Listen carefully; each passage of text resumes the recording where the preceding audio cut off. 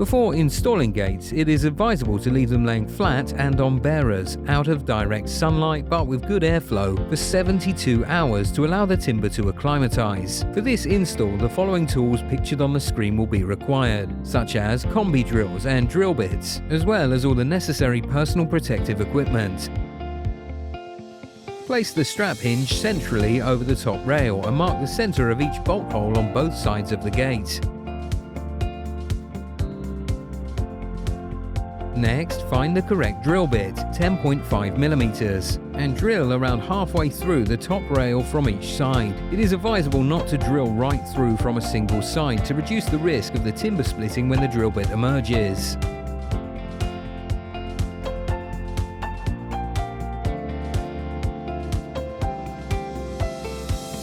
The top hinge can now be installed using the M10 coach bolts supplied. We would recommend using a spanner to avoid over-tightening the bolts or damaging the galvanized or black coating. After fitting the top hinge, the gate can now be flipped upside down to mark out for the bottom hinge. Find the center point between the two bottom gate rails and mark the center on the end stile, and copy that measurement onto the opposing side of the end stile. The gate can now be drilled ready for the bottom hinge. Again, remembering to drill from both sides to prevent the timber from splitting.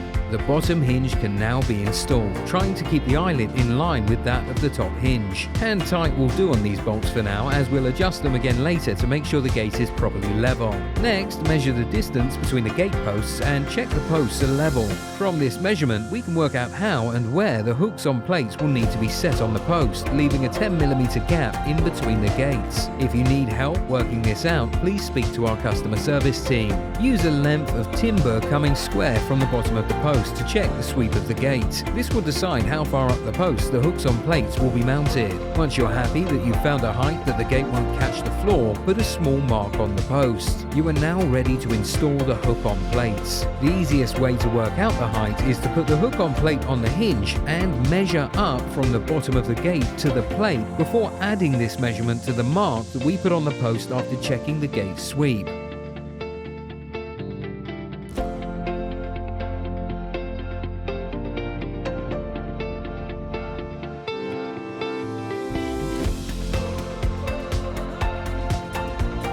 Use the square to ensure the hook is level on the post, then mark out the screw holes.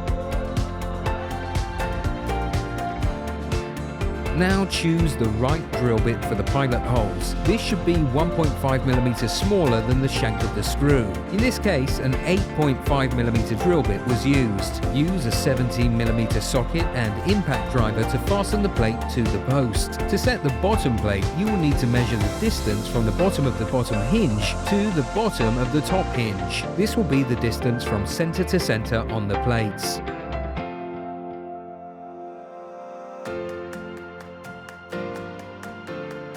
The lower hook on plate can now be installed using the same method as the previous one. You can use hand tools for this, but we do recommend power tools if available.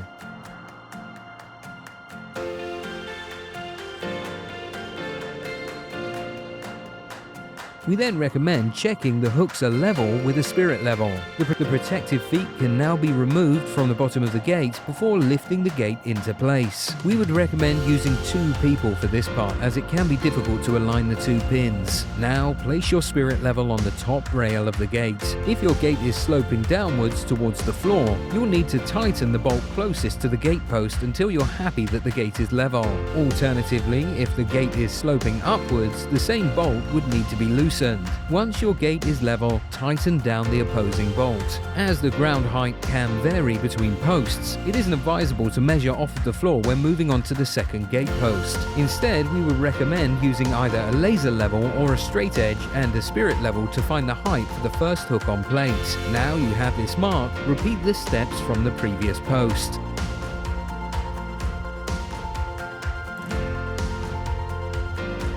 Next, decide on which gate you would like to install the throw-over loop. Position the throw-over loop across the two gates. Before marking, ensure that the throw-over loop can clear the highest part of the end stiles and is sat level. To check level, measure from the top rail of the gate down to the top of the throw-over loop. Once you have checked the throw-over is properly positioned, mark the center point of the bolt hole on both sides of the gate. With a drill bit 0.5 millimeter bigger than the bolt size, drill through the gate, again making sure not to go through from a single side to avoid splitting the timber. The throw-over loop can now be bolted into place. Be careful not to over-tighten the bolt, as otherwise you may find the throw-over hard to move. To secure the gates whilst they are open, we would recommend using cabin hooks or drop bolts. Due to having to keep these gates quite high, we have opted for a cabin hook on this installation. However, with a more level floor, a drop bolt might be more suitable for your needs. To install the cabin hook, find a strong point close to the gate when it's fully open, such as a fence post or wall, before screwing the hook in place. Next, open the gate and position the eyelet on the gate, ensuring that you can easily latch and unlatch the hook before screwing the eyelet in place. Your new gate is now ready for use. Remember, we are just a call away for any questions that you may have about installation or maintenance. Enjoy your enhanced entrance.